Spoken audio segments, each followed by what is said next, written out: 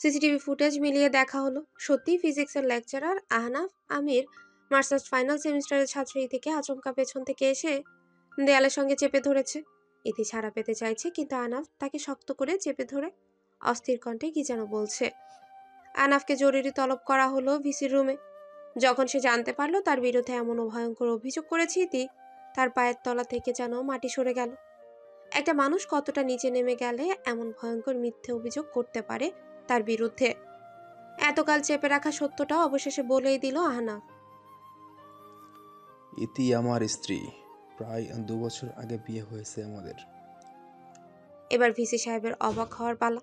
খুব স্বাভাবিকভাবেই তার মনে প্রশ্ন জাগে। একটা মেয়ে তার স্বামীর বিরুদ্ধে অ্যাসিলেটের অভিযোগ আনবে কেন? এতে বুঝতে পারছিল নিজের বিছিয়ে রাখা জালে নিজেই ফেসে যাচ্ছে সে। একবার তার মিথ্যে অভিযোগ প্রমাণিত হলে ইউনিভার্সিটি থেকে বহিষ্কার করা হবে তাকে। এতদিনে বন্ধু মহলে তৈরি করা সুনাম মুহূর্তে হয়ে যাবে ধূলিসাৎ। ইতি দৌড়ে গিয়ে ক্যাম্পাসে জড়ো করলো ছাত্রছাত্রীদের। মূল ভবনের সিঁড়ির উপর দাঁড়িয়ে অঝরে কাঁদতে শুরু করলো সে। তার কান্না দেখে জড়ো হয়ে গেল আরো অনেক ছাত্রছাত্রী। বেশিরভাগের হাতেই মোবাইল ফোন। বাঙালিরা তো এই এক স্বভাব। ঘটনার অধ্যপান্ত বুঝে ওঠার আগেই তার পকেট থেকে মোবাইল এসে পড়বে হাতের মুঠোয়। বিপদগ্রস্ত মানুষকে বিপদ থেকে উদ্ধার তো দূরে থাক, আদৌ সে বিপদে পড়েছে কিনা বুঝে ওঠার আগেই ধারণ করা চাই তার ভিডিও। ইতি তার সামনে দাঁড়িয়ে থাকা ছাত্রছাত্রীদের স্রোতকে উদ্দেশ্য করে অঝরে কাঁদতে লাগলো। সেই কান্না সত্যি ছিল নাকি মিথ্যে কে জানে। একটা মানুষ মিথ্যে মিথ্যে অমন তীব্রভাবে অশ্রু ছড়িয়ে ফুপিয়ে ফুপিয়ে কাঁদতে পারে? অবশ্য কান্না সত্যি হবারও তো কোনো আশঙ্কা নেই।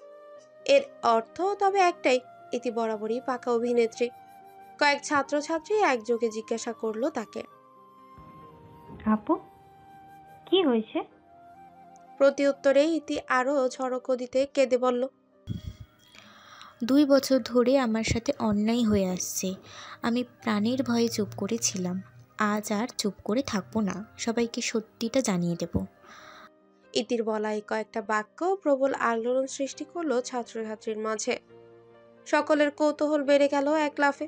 হাতে গোনা যে ওই একজন ইতির ভিডিও রেকর্ড করছিল না, তারাও শেষমেশ ধৈর্যহারা হয়ে পকেট থেকে মোবাইল বের করলো। ইতি কান্নামাখা গলায় বলল, আপনাদের আহনাফ স্যার সেই প্রথম থেকেই আমার দিকে খারাপ নজরে তাকাতো। প্রতিবাদ করলে যদি ভার্সিটি থেকে বিতাড়িত হই, এই ভয়ে মুখ বন্ধ করে রেখেছিলাম। কিন্তু আর না, আজ সব সত্যি জানিয়ে দেব আপনাদের। উৎসুক জনতা একরাশ কৌতূহল নিয়ে বলল, আপু, কি করেছে আনাফ স্যার? ইতি নিখুঁত অভিনেত্রীর ন্যায় কাঁদতে কাঁদতে বলে গেল, আহনাফ স্যার আমাকে কুপ্রস্তাব দেয়। আমি আমি মানা করে দেওয়া সত্ত্বেও সে আমার সাথে জোর জবরদস্তি করে। আমি যাতে এর প্রতিবাদ না করতে পারি তাই সাথে সাথে জোর করে আমাকে বিয়ে করে। ঢাকায় আমার কোনো আত্মীয় স্বজন নেই বলে কেউ আমাকে বাঁচাতে পারেনি। 2 বছর ধরে এই জানোয়ার লোকটা বিয়ে নামে আমার সাথে অন্যায় করে আসছে। আমি সাহস করে শেষমেশ তাকে ডিভোর্স দিয়েছি। এখনও নানাভাবে আমাকে হুমকি দিয়ে যাচ্ছে। সবাইকে নাকি জানিয়ে দেবে আমি দুশ্চরিত্রা। রীতিমতো শোরগোল পড়ে গেল চারদিকে। ছাত্রছাত্রীরা রাগে ফেটে পড়ে জড়ো হলো প্র্যাকটিক্যাল রুমের সামনে। সে যে করেই হোক আহনাফ আমিরকে ক্যাম্পাস থেকে ঘাড় ধাক্কা দিয়ে বের করবে তারা। এদিকে তাদের ধারণ করা ভিডিও নিমিষেই ছড়িয়ে পড়ল সামাজিক যোগাযোগ মাধ্যমে। একটা ভিডিও যে কত দ্রুত ফেসবুকে ভাইরাল হতে পারে, এই ভিডিও তার প্রমাণ। ইতির অঝরে কাঁদতে কাঁদতে বলা কথাগুলো ঘুরপাক খাচ্ছে ফেসবুক জুড়ে। গ্রুপে গ্রুপে ছড়িয়ে গেল এই একটা ভিডিও। সকলের একটাই কথা, আহনাফের দৃষ্টান্তমূলক শাস্তি চাই। ছাত্রছাত্রীরা ক্যাম্পাসের মধ্যেই শুরু করলো তুমুল আন্দোলন। গভর্নিং বডি আহনাফের কথা শোনার প্রয়োজন পর্যন্ত বোধ করলো না। তাকে 1 ঘন্টার মাথায় সাময়িক বরখাস্ত করা হলো। জীবনে বহু সংকটের মুখোমুখি হয়েছে আহনাফ। এই ইতি তো না জানি কত শতবার আঘাত দিয়েছে তাকে, তবে কোনোবারই নিজেকে এতটা অসহায় বলে মনে হয়নি তার। কষ্টের থেকেও তার মাঝে যে জিনিসটা সব থেকে বেশি কাজ করছিল সেটা হলো বিস্ময়। তার কি গুরুতর কোনো দোষ ছিল? দোষ তার ছিল একটাই, ইতিকে ভালোবাসা। ভালোবাসার কারণে তাকে আজ মুখোমুখি হতে হলো তীব্র অপমান আর যন্ত্রণার। ক্যাম্পাস জুড়ে ছাত্রছাত্রীরা মানববন্ধন শুরু করে দিয়েছে। ইতির ভিডিওটা সোশ্যাল মিডিয়ায় তুমুল আলোড়ন সৃষ্টি করায়। কয়েকজন সাংবাদিক এসে জড়ো হলো ইউনিভার্সিটির সামনে। ক্ষিপ্ত জনতার এক ভাগও এসে জড়ো হয়েছে আহনাফের শাস্তির দাবিতে। আহনাফের কয়েকজন কলিগ সাবধানে পেছনের গেট দিয়ে তাকে বের করে দিল। যে কোনো মুহূর্তে ক্ষিপ্ত জনতা চড়া হতে পারে তার উপরে। গাড়ি উঠে আহনাফ দেখলো তার মোবাইলে নতুন একটা মেসেজ ইতির নম্বর থেকে। আশা করি এরপর কোনো দিন আমার সঙ্গে কথা বলার সাহস তুমি করবে না। আহনাফ চাইলেই পারতো এই মেসেজটা গভর্নিং বডি সদস্যদের দেখাতে কিংবা ফেসবুকে উন্মুক্ত করে দিতে, কিন্তু আহনাফ সেসবের কিছুই করলো না। তীব্র হাহাকার চারদিক থেকে ঘিরে ধরলো তাকে। এই প্রথম সে উপলব্ধি করতে পারলো ইতি কোনোদিন ভালোবাসেনি তাকে। ভালোবাসার নামে খেলেছে তার জীবনটা নিয়ে, আর আহনাফ বোকার মতো ভালোবেসে গেছে তাকে। বাড়ি ফিরে আহনাফ ঘরে বসে রইল সারাদিন। সাবা সেদিন ইউনিভার্সিটিতে কোনো ক্লাস ছিল না। বান্ধবীদের সঙ্গে ঢাকা থেকে একটু দূরে 300 ফিটে বেড়াতে গিয়েছিল সে। ফেসবুকে ঢুকে আচমকা ইতির ওই মিথ্যায় ভরা ভিডিওটা দেখে মাঝপথে ইউটার নিয়ে বাড়ি ফিরে আসে সে। তাদের বাড়ির সামনেই তখন প্রচুর মানুষের ভিড়। বেশিরভাগই তাদের ইউনিভার্সিটির ছাত্রছাত্রী। কারো কারো হাতে লম্বা সব ব্যানার, তাতে লেখা লম্পট আহনাফ আমিরের ফাঁসি চাই। সাবার বুকটা ধক করে কেঁপে ওঠে।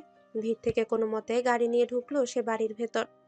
ফাহমিদা বেগম এবং আমির রহমানের চিন্তিত মুখগুলো দেখলো সে সবার আগে। সাবা উদ্বিগ্ন উৎকণ্ঠিত স্বরে বলল। এসব কি হচ্ছে মা? ফাহমিদা বেগম হতাশ কণ্ঠে বলল, মেয়েটা আহনাফের সর্বনাশ করে ছাড়ল। আহনাফ নাকি ওকে জোর করে বিয়ে করেছিল।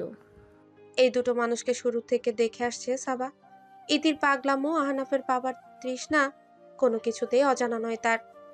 ইতির এই পাগলামোর জন্যই তো আহনাফ বিয়েটা করেছিল, জোর তো করেনি। ইতি ছুটে গেছে ভাইয়ের ঘরের সামনে। দু কয়েকবার দরজায় টোকা দিতেই বেরিয়ে এলো আহনাফ। চিরহাস্যোজ্জ্বল ছেলেটাকে এতটা নিস্তেজ হয়ে দেখেনি কখনো সাবা।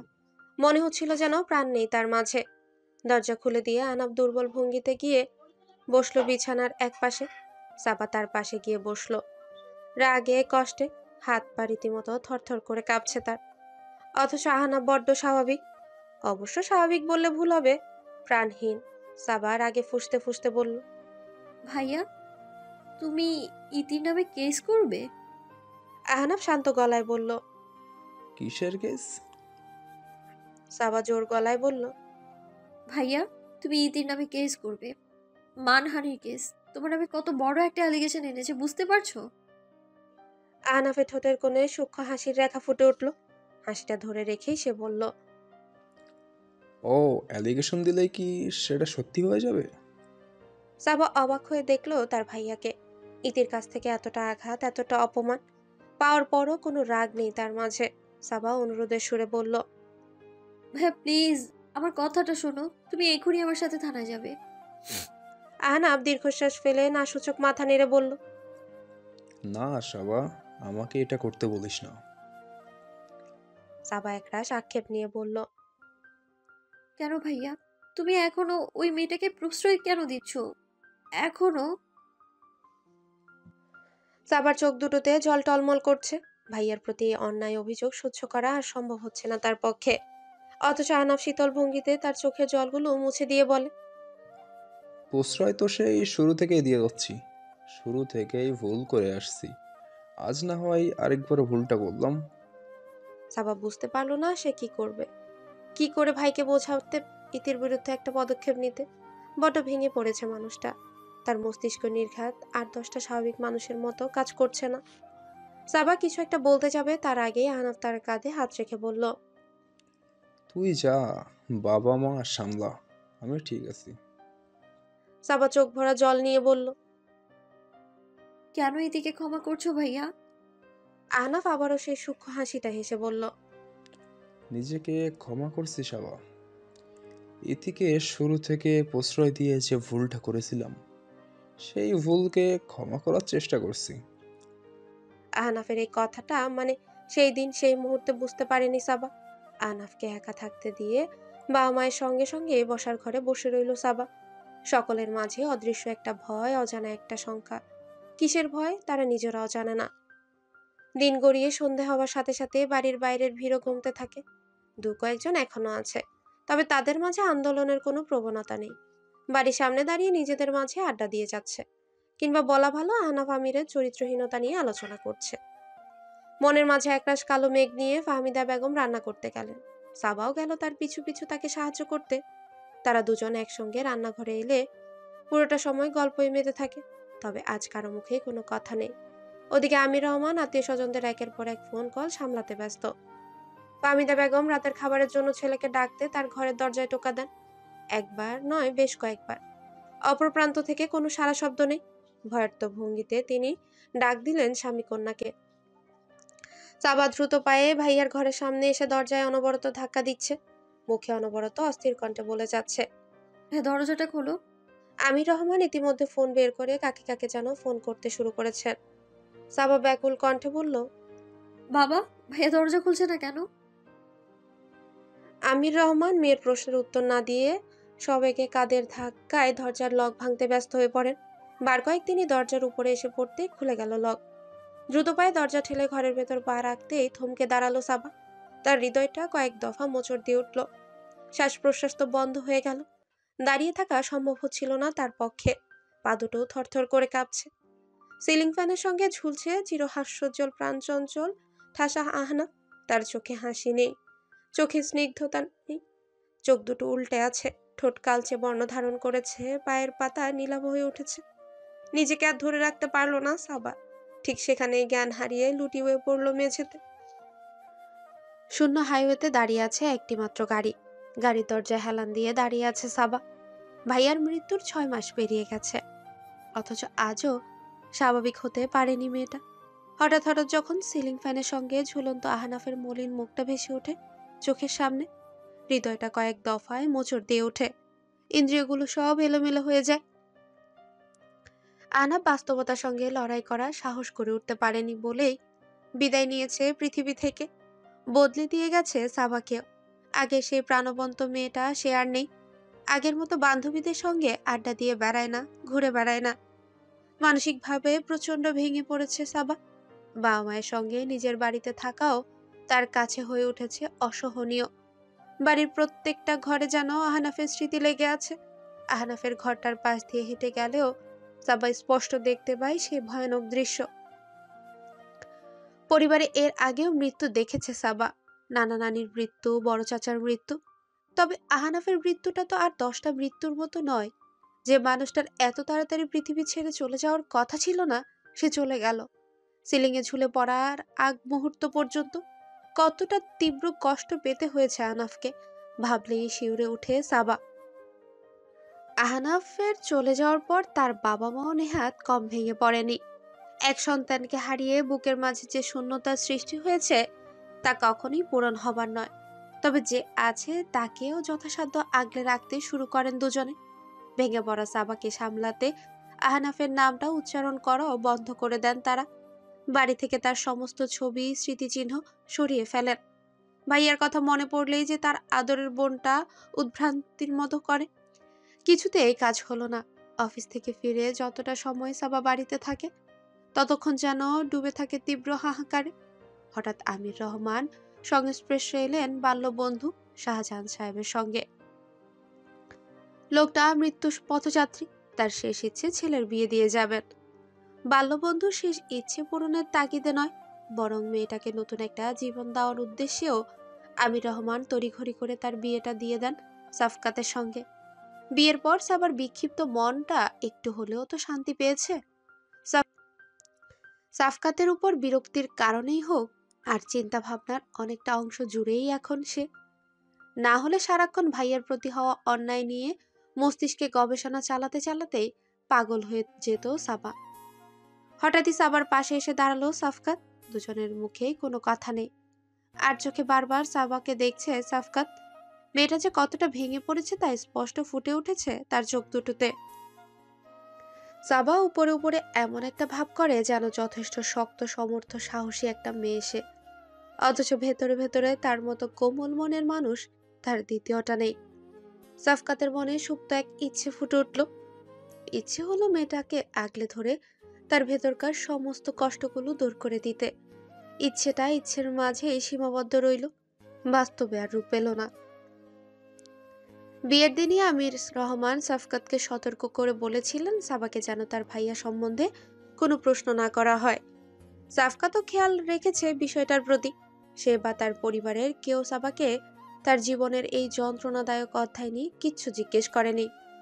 কেন যে এমপি নিয়াজ সাহেবের সঙ্গে কথোপকথনে জড়াতে গেল সাফকাত? লোকটার খেয়ে দেয়ে কোনো কাজ নেই। সাবাকে জিজ্ঞেস করে বসেছে আপনারা কয় ভাই বোন। যে মানুষটা ভেতরে ভেতরে তীব্র মানসিক যন্ত্রণার ভেতর দিয়ে যাচ্ছে, ছোট্ট একটা শব্দই যথেষ্ট তাকে সেই যন্ত্রণার স্রোতে ভাসিয়ে দিতে। সাবার ক্ষেত্রে তার ভাইয়ার নামটাই তার সকল যন্ত্রণার সূচনা ঘটায়। সাফকাত হঠাৎ লক্ষ্য করলে একটু পরপর মৃদু কেঁপে উঠছে সাবা, যেন দাঁড়িয়ে থাকাও কষ্টকর হয়ে দাঁড়িয়েছে তার পক্ষে। সাফকাত খানিক উদ্বেগ নিয়ে বলে, তুমি ঠিক আছো? সাবা কাপা কাপা গলাতেই বলল, হ্যাঁ। সাফকাত গম্ভীর গলায় বলে, কাঁপছো কেন তাহলে গরমের মধ্যে? সাবা চুপ করে রইল কয়েক মুহূর্ত। কিছুক্ষণ আগে তার ভেতরে ভেতরে যে ঝড় বয়ে গেল তার রেশ এখনো লেগে আছে পুরো শরীরে। সাবা জড়ানো কণ্ঠে বলে, ভাইয়ার কথা মনে পড়লে আমি ট্রমাটাইজ হয়ে যাই। চোখের সামনে ওর। সাফকাত ছোট্ট দীর্ঘশ্বাস ফেলে তাকে থামিয়ে দিয়ে বলল, থাক, বলতে হবে না, বুঝছি। বড্ড অসহায় লাগছে সাবার নিজেকে। এতটা অসহায় বোধ হয় এর আগে লাগেনি। আগে কখনো সমস্যায় পড়লেই সাবা যে মানুষটার কাছে ছুটে যেত, সেই মানুষটাই তো আর নেই। সাফকাত দৃঢ় ভঙ্গিতে বলল, তোমাকে আরো স্ট্রং হতে হবে সাবা। এরকম পরিস্থিতি জীবনে আরো বহুবার আসবে। প্রত্যেকবার তোমাকে সামলানোর জন্য আমি পাশে থাকবো না। সাবা চমকে উঠে তাকালো সাফকাতের দিকে। কেন চমকালো সে নিজেও বুঝতে পারল না। তবে চমকে যে তার চোখ দুটোতে জল এসে ছলছল করতে শুরু করলো, আজ ঠিক এই মুহূর্তে তার পাশে দাঁড়িয়ে থাকা মানুষটাকে আর একটুও বিরক্তকর, অসহ্যকর বলে মনে হচ্ছে না। মনে হচ্ছে যেন সবার সব থেকে আপন মানুষটা সে। আসলেই তো বিয়ে নামক পবিত্র শব্দটায় একে অপরের সঙ্গে জড়ানোর পর থেকে তো সাফকাতই তার সব থেকে আপন মানুষটা। সবাই বুঝে উঠতে পারেনি কেবল। তরুণ ঠিকই বলছিল, আজ পর্যন্ত সে সাফকাতকে বোঝার চেষ্টাই করেনি। কেন যেন আজ আবার মনে হচ্ছে এই মানুষটাই পারবে তার সমস্ত যন্ত্রণাগুলো দূর করে তাকে ভরসার আশ্রয় দিতে। সাফকাত হঠাৎই কৌতূহলী গলায় বলে, ওই মেয়েটার কি হয়েছিল? সাবা দীর্ঘশ্বাস ফেলে বলল, পালিয়ে গেছে। সাফকাত ভ্রু কুচকে বলল, পালিয়ে গেছে মানে? কোথায় পালাবে? সাবা কম্পিত স্বরে বলে, আমরা পুলিশের কাছে ওর নামে কমপ্লেইন করেছিলাম। পুলিশ ওকে খুঁজতে গিয়েছিল কিন্তু ওকে বাসায় পায়নি।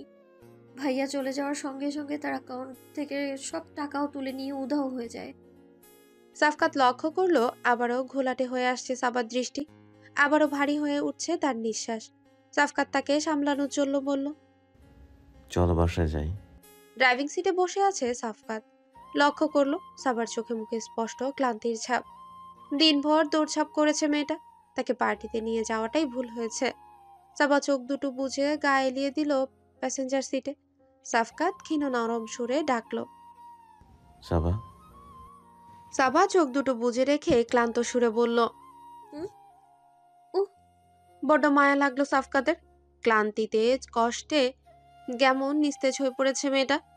এমন সাবাকে দেখে তো অভ্যস্ত নয় সে। তার চোখে রাগী ঝগড়াটে সাবাই মানানসই। সূক্ষ্ম হাসি ফুটে উঠল সাফকাতের ঠোঁটের কোণে। হাসিটা দ্রুত মুছেও ফেলে সাফকাত, বলে, সিট বেল্টটা বাঁধো। সাবা তৎক্ষণাৎ চোখ দুটো মেলে কম্পিত হাত দ্রুত বাড়িয়ে দিল সিট বেল্টের দিকে। সিট বেল্টের বাঁধার সময়ও তার হাত দুটো অনবরত কাঁপছে। তাকে এমন বিপাকে দেখে সাফকাত নিজে এগিয়ে গেল, সাবার উপর ঝুঁকে পড়ে যত্ন নিয়ে বেঁধে দিল সিট বেল্ট। অবাক্যর বিষয় হলো বিন্দুমাত্র অস্বস্তি লাগলো না সাবার, বরং সাফকাতের শরীর থেকে ভেসে আসা কড়া পারফিউমের ঘ্রাণে মাতোয়ারা হয়ে চোখ দুটোতে ঘুম এসে জায়গা করে নিল। সাফকাত গাড়ি স্টার্ট দেওয়ার প্রায় সঙ্গে সঙ্গে গভীর ঘুমে তলিয়ে গেল সাবা। সাফকাতের একবার ইচ্ছে হলো গাড়িটা কোনো সুবিধাজনক জায়গায় পার্ক করে দীর্ঘক্ষণ মেয়েটার মুখের দিকে তাকিয়ে থাকতে। ঘুমন্ত সাবাকে এর আগে কখনোই দেখেনি সাফকাত। মেয়েটার ঘুমন্ত মুখটার মাঝে এত মায়া কে জানতো। ইচ্ছেটা দমিয়ে রেখে ড্রাইভ করে এসে বাড়িতে সামনে গাড়িটা থামালো সাফকাত। সাবার চোখে মুখে গাঢ় ঘুম। গাড়ি থেমে যাওয়ার পরেও ঘুম ভাঙলো না তার। সাফকাত ডাকলো কয়েকবার, সাবা, সাবা। তবুও কোনো প্রকার হেলদোল নেই সাবার মাঝে। সাফকাত এবার সাবার বাহুতে হাত রেখে মৃদু কণ্ঠে ডেকে বলে, সাবা, এই সাবা। ঘুমের ঘোরে সাবা অস্পষ্ট স্বরে বলে, হুম। উঠো, চলে এসেছি তো। হুম। মুখে হু বলেও ঠিক একই ভঙ্গিতে ঘুমিয়ে রইল সাবা। সাফকাতের হাসি পেয়ে গেল রীতিমতো। সর্বক্ষণ যে মেয়েটা ঝগড়া করার জন্য নতুন নতুন অজুহাত খুঁজে, সেই ভেতরে ভেতরে আস্ত একটা বাচ্চা। ডাকাডাকি করেও যখন কোনো লাভ হলো না, তখনই সাফকাত গাড়ি থেকে নেমে পড়ল। সাবার দিকে দরজাটা খুলে তার সিট বেল্টটাও খুলে দিল।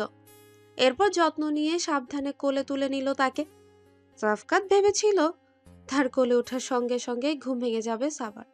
চোখ বড় বড় করে তাকিয়ে সে অগ্নিকণ্ঠে বলে উঠবে, কোন সাহসে আমায় কোলে নিয়েছেন আপনি? নামান এক্ষুনি। কিন্তু সেসবের কিছুই হলো না। সাবার ঘুম তো ভাঙলই না, বরং আরামে ঘুমের ঘরেই সাফকাতের গলা জড়িয়ে ধরল সে। কয়েক মুহূর্তের জন্য যেন এলোমেলো হয়ে গেল সাফকাতের সবটা। স্বাভাবিকভাবে পা ফেলতেও ভুলে গেল সে। একটা মেয়ে এভাবে আষ্টে পৃষ্ঠে কোনো পুরুষের গায়ে লেপ্টে থাকলে সেই পুরুষের পক্ষে নিজেকে নিয়ন্ত্রণে রাখা বেশ কঠিন। তবুও কঠিন কাজটা করে সাফকাত সাবাকে কোলে নিয়ে পা বাড়ালো তার ঘরের দিকে। সাবাকে বিছানায় নামিয়ে রাখতেই সে বাচ্চাদের মতো দুদিকে হাত ছড়িয়ে দিল। সাফকাত তৎক্ষণাৎ বেরিয়ে যেত, অজান্তে আটকা পড়ে গেল। তার পথে বাধা হয়ে দাঁড়ালো সাবার মায়া মাখা ঘুমন্ত মুখটা। সাফকাত বিছানায় সাবার পাশে বসলো, ঘোরগ্রস্ত দৃষ্টিতে তাকিয়ে রইল তার দিকে। কতক্ষণ তার হিসেব নেই কারো কাছেই। হঠাৎই সাফকাতের মনে হচ্ছে যে ইচ্ছেটা জেগে উঠল তা নিতান্তই ভয়ঙ্কর। সাফা কোনো মতে টের পেলে নির্ঘাত রেগে অগ্নিমূর্তি ধারণ করবে। করুক গিয়ে, সাফকাত আলম কাউকে ভয় পায় নাকি? নিজের অজান্তেই সাফকাত তার শীতল ঠোঁট দুটো ছোঁয়ালো সাবার কপালে। তার সংস্পর্শে কেঁপে উঠল সাবা। তবে তার ঘুম ভাঙল না। একবারে লোভ বেড়ে গেল সাফকাতের। আরো একবার ঠিক একই কাজই করলো, তবে এবারে চুমুটা আর একটু গাঢ়। এবারও ঘুম ভাঙল না সাবার। সাফকাতের সাহস লোভ দুটোই বেড়ে আকাশচুম্বী। একটা একটা করে না জানি কতগুলো গাঢ় চুমুতে সে ভরিয়ে দিল সাবার মুখ। তবুও যেন তৃষ্ণা মিটছে না। সাফকাত বুঝি এবার প্রেমেই পড়ে গেল। সকাল সকাল বাগানে পা রাখতে এক খণ্ড স্নিগ্ধতা এসে স্পর্শ করলো সাফকাতকে। সাবা বাগানে দাঁড়িয়ে তার হাতে পানির পাইপ নলে আটকে গাছগুলোতে পানি দিচ্ছে। সূর্যের আলো সরাসরি এসে পড়ছে তার মুখের উপরে, ঝলমল করছে তার মুখটা। সকালবেলা কখনো এই রূপে সাবাকে দেখেনি সাফকাত। রোজ রোজ ঘুম থেকে উঠে অফিসের জন্য তৈরি হয়ে ঘর থেকে বের হয় সে। ব্রেকফাস্ট করেই ছোটে অফিসের উদ্দেশ্যে। আচ্ছা, তার মাঝে কোনো ব্যস্ততা নেই। পরনে সাধারণ ঢিলেঢালা সালোয়ার কামিজ, চুলগুলো এলোমেলো। নিজেকে সাফকাত দেখতে পারছে না ঠিকই, তবে সে নিশ্চিত তার চোখ দুটোতে ঘোর লেগে আছে। যে ঘোর থেকে বের হবার রাস্তা তার জানা নেই। সাবার থেকে মাত্র কয়েক মিটার দূরে দাঁড়িয়ে আছে সে। মেয়েটা ঘাড় ঘুরিয়ে তাকালেই দেখতে পাবে তাকে, দেখবে তার ঘোর লাগা দৃষ্টি। তাতেও কোনো ভ্রুক্ষেপ নেই সাফকাতে। সাফকাত ভেবে পায় না কি করে এই মেয়েটার থেকে দূরে দূরে রয়েছে সে। বিয়েটা জোরপূর্বক হয়েছিল বলে, জীবনে সাবার আগমনের জন্য সে প্রস্তুত ছিল না বলে হতে পারে।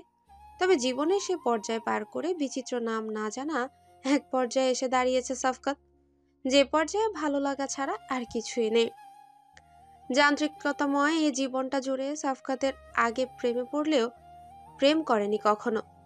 কত জ্ঞান তার, দেশের কত বড় বড় ব্যবসা প্রতিষ্ঠান তার বুদ্ধিতে চলছে, অথচ মেয়েটাকে কি করে প্রেমের কথাটা বলবে সেটাই বুঝতে পারছে না। তাও আবার মেয়েটা তারই বিয়ে করা বউ।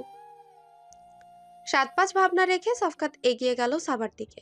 তার উপস্থিতি টের পেয়ে ঘাড় ঘুরিয়ে তাকালো সাবা। গতরাতে তার মধ্যকার সেই অস্থিরতা এখন আর নেই, যথেষ্ট স্বাভাবিক সে। বরাবরের মতো তাকে দেখে ভ্রু কুচকে ফেললো না সাবা, আবার এক চিলতে হাসিও ছুড়ে দিল না। স্বাভাবিক দৃষ্টিতে তাকালো তার দিকে। সাফকাতের মুখেও কোনো কথা নেই। খুঁটিয়ে খুঁটিয়ে দেখছে সে সাবাকে, বোঝার চেষ্টা করেছে তার ভেতরটা। কাল রাতের ছোট্ট এই ঘটনায় না জানি কোন অদৃশ্য জাদুর শক্তি ছিল, যা দুটো মানুষের মাঝেই সৃষ্টি করেছে ভিন্নতার এক অনুভূতি। যে ভিন্নতার কোনো সংজ্ঞা নেই, তবুও সাফকাত মনে মনে টের পাচ্ছে মেয়েটাকে এতকাল যে দৃষ্টিকোণ থেকে দেখে এসেছে সেই দৃষ্টিকোণ পাল্টে গেছে। সাবাও টের পাচ্ছে এই মানুষটার জন্য এতকাল ধরে তার মনে যে রাগ আর বিরক্তি জমেছিল তা নিমেষে অদৃশ্য হয়ে গেছে। সাবা নীরবতা ভঙ্গ করে সংযত গলায় বলল, আমার কাছে আপনার একটা থ্যাংক ইউ পাওনা আছে। সাফকাত সাবার দিকে এগিয়ে যেতে যেতে ভ্রু কুচকে বলল। থ্যাংক ইউ কেন? সাবা মলিন কণ্ঠে বলল, কাল রাতে আমাকে ওখান থেকে নিয়ে আসার জন্যে। সাফকাত লক্ষ্য করলো কথাটা বলার সঙ্গে সঙ্গে কেমন ফ্যাকাশে হয়ে উঠেছে মেয়েটার চোখ মুখ। ছোটখাটো একটা ধাক্কার মতো লাগলো সাফকাতের বুকের মাঝে। এমন সাবাকে তো সে দেখতে চায় না আর কখনো। কাল রাতে তার ভাগ্য জুটেছিল তার হাসির এক ঝলক দেখা। হেসে ওঠা সাবার প্রশস্ত ঠোঁট দুটো দুগালে লাল হাবা, চোখ দুটো চকচকে এক আলোর খেলা, সবটাই স্থায়ী হয়ে লেগে আছে বুকের মাঝে। চোখ বুঝলেই সেই দৃশ্যটা স্পষ্ট দেখতে পায় সাফকাত। কাল থেকে এখন পর্যন্ত কতবার যে সেই দৃশ্য কল্পনায় দেখে আসছে তার কোনো হিসেবই নেই। যে মেয়েটার হাসি এতটা মোহনীয়, এতটা ঘোর লাগানো, তার তো উচিত সর্বক্ষণ ঠোঁটের সঙ্গে হাসি জুড়ে রাখা। তার মুখটা কেন সর্বক্ষণ মলিন হয়ে থাকবে? সাফকাত ছোট্ট দীর্ঘশ্বাস গোপন করে বলল। কাল রাতের কথা আর মনে করতে হবে না। সাবা দুর্বল কণ্ঠে বলল। করছি না তো। সাবার চোখ দুটো আবারও ফিরে গেল গাছের দিকে। অন্য মনস্ক ভঙ্গিতে পাইপটা হাতে নিয়ে গাছে পানি দিয়ে যাচ্ছে সে। এক দৃষ্টিতে মেয়েটার দিকে তাকিয়ে রইল সাফকাত।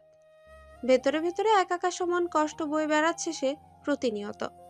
একে তো কষ্টগুলোর ভার অকল্পনীয়, তার উপরে কষ্টগুলো ভাগাভাগি করে নেওয়ার কোনো মানুষ তার নেই। সাফকাত হঠাৎ কি যেন মনে করে ডাকলো। সাবা। সাবা তার দিকে চোখ তুলে তাকিয়ে বলল। হুম? সাফকাত ক্ষীণ নরম সুরে বলল। প্রত্যেকটা মানুষের জীবনের কষ্ট থাকে, এক একজনের কষ্ট এক এক রকম। তোমার কষ্টটা ভয়ঙ্কর, এই কষ্ট কখনোই মিটে যাবে না, হয়তো আজীবন থেকে যাবে তোমার সাথে। তবে এই কষ্ট নিয়েই বেঁচে থাকতে হবে। তুমি বারবার ভেঙে পড়লে সব থেকে বেশি ডিসঅ্যাপয়েন্টেড কে হবে জানো? সাবা অবাক আগ্রহ নিয়ে বলে। কে? তোমার ভাইয়া। সে নিশ্চয়ই কখনো তোমাকে এভাবে দেখতে চায়নি। কয়েক মুহূর্ত চুপ করে রইল সাবা। আসলে এভাবে কোনোদিন ভেবে দেখেনি সে। ভাইয়া তো সবসময় বলতো।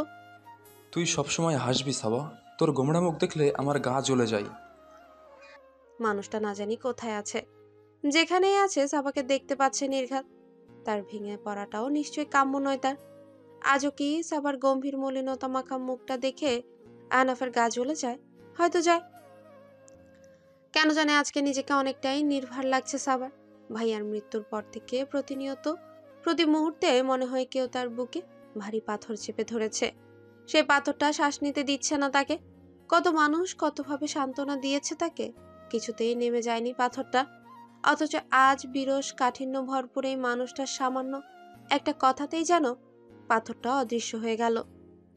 সাবা চাপা কৌতূহল নিয়ে বলল। এত সুন্দর করে কথা বলতে শুরু করলেন কবে থেকে? সাফকাত নির্বিকার ভঙ্গিতে বলল। অনেক আগে থেকেই। তাহলে আমি টের পেলাম না কেন? ঝগড়া ছাড়া আর কোনো কথা বলেছো আমার সাথে যে টের পাবে? খিলখিল করে হেসে উঠল সাবা, কয়েক সেকেন্ডের জন্য মাত্র। তবে এই কয়েক সেকেন্ডই যথেষ্ট সাফকাত আলমকে ধ্বংস করে দেওয়ার জন্য। মনটা কত রাত থেকে দ্বিধায় ডুবেছিল, এই মুহূর্তে পাকাপোক্তভাবে নিশ্চিত হলো আসলেই সে প্রেমে পড়ে গেছে মেয়েটার। চিরকাল প্রেম নামক জিনিসটা যে তুচ্ছ মনে করে এসেছে, সময় অপচয়ের কারণ মনে করে এসেছে, সেই কিনা শেষমেশ এতটা তীব্রভাবে প্রেমের জালে বাধা পড়ল। তবুও আক্ষেপ নেই বিন্দুমাত্র। এবার আর কোনো ভুল মানুষের প্রেমে পড়েনি সে। নিজেকে সামলে রাখতে পারল না আর সাফকাত। সাবার হাসিটা তাকে এতটাই প্রথভষ্ট করে ছাড়লো যে মৃদু ধমক দিয়ে সে বলল। এই মেয়ে, এত কম হাসো কেন তুমি? কোনো ধারণা আছে তোমার হাসিটা কত সুন্দর? এখন থেকে বেশি বেশি হাসবা আমার সামনে। ধমকে বিন্দুমাত্র দমে গেল না সাবা, উল্টো মজার ছলে বলল। আপনি এমন ভাবে বলছেন যেন আমি আপনার গার্লফ্রেন্ড।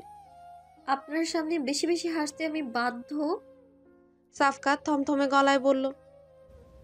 গার্লফ্রেন্ডরা কিসে বাধ্য অবাধ্য হয় জানি না, কিন্তু গার্লফ্রেন্ডের উপরে যারা, তারা সব কিছুতেই বাধ্য। হঠাৎই লজ্জা পেয়ে সাবার দৃষ্টি সরিয়ে নিল অন্যদিকে। বাস্তবতাটাকে বিশ্বাস হচ্ছে না তার, যে মানুষটা কয়েকদিন আগেও তার কাছে ছিল পৃথিবীর সব থেকে বিরক্তিকর অসহ্যকর একজন, আজ তার সামনেই অবাধে হাসছে। লজ্জা পাচ্ছে সাবা।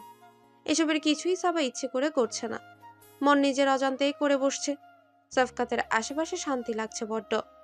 আচমকাই ছেলেটাকে খুব আপন মনে হচ্ছে বলেই কি এ শান্তি শান্তি অনুভূতির আনাগোনা? সাবা কি যেন মনে করে বলল, আজ আপনি আমায় অফিসে ড্রপ করে দেবেন?